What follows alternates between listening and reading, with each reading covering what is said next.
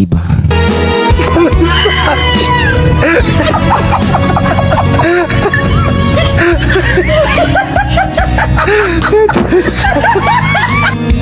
Mga kapatid, huwag niyo problemahin ang problema ng iba. Dahil ang problema ng ating mga sarili, hindi na natin kinakaya.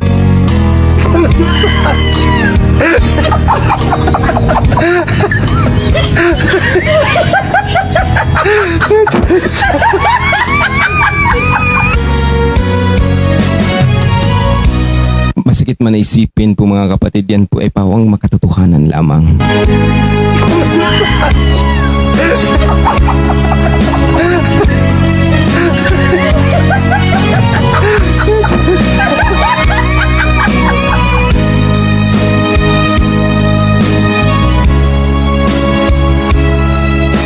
Huwag tayo maniwala sa mga sabi-sabi lamang.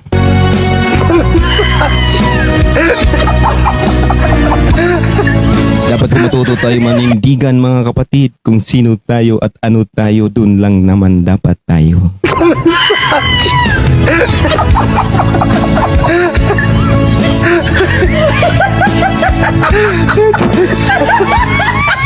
Dahil po mga kapatid, kahit kailan